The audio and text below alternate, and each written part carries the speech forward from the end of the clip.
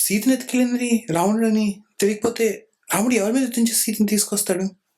దూరమై దరికి చేరడమేగా ఏ బంధానికైనా అందం.